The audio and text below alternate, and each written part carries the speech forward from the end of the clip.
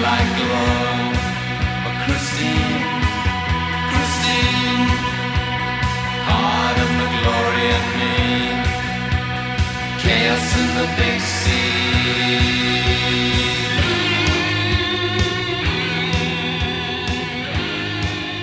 The House of Love are an English alternative rock band from London, led by Guy Chadwick. Their active years have been 1986 to 1993 and 2003 to now, and they have released 7 studio albums.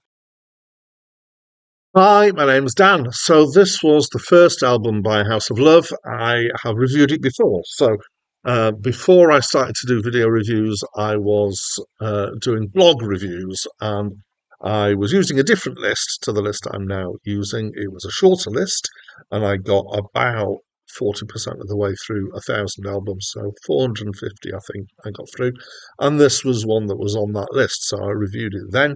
I have reread my review, but this is a new review. It's not the same, but I have a lot of the same things to say, which is kind of comforting that I have the same response a few years on. There is a little bit of confusion with this album and other albums by the House of Love because they have 3 albums called The House of Love. This one and their second studio album, and also a compilation album. And I would describe this as being somewhere in the transition, between 80s alternative and 90s indie. So they were inspired apparently by the Jesus and Mary Chain. I can hear that. I can hear elements of kind of, basically 80s alt rock. So stuff like The Cult, The Cure, the Icicle Works come to mind particularly for some reason. The guitar sound is reminiscent of U2, but lots of other bands as well, the same kind of era. It's kind of echoey, jangly guitar, and then the synths in here.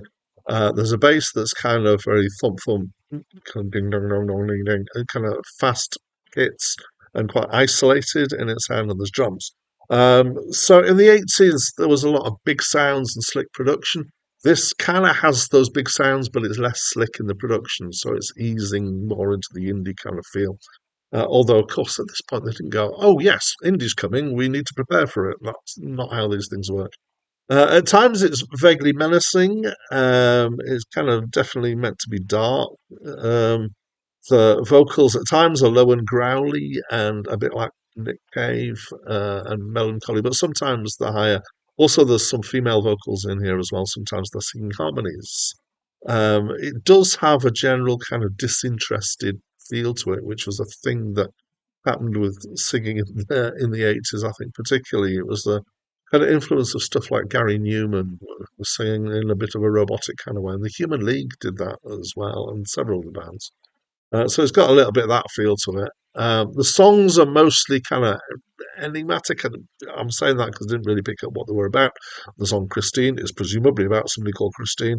There is some occasional religious imagery in there. It's not clear to me whether they're pro, anti, or probably more likely just using it for effect.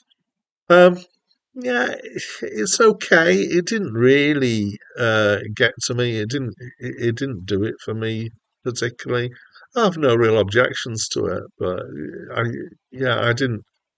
I kind of found like I was waiting for it to finish a bit. So, yeah, not a huge fan. I didn't object to it, but yeah. So there we go. That's what I think. What do you think? Please do tell me by leaving a comment. And that's it from me for now. My love in a car.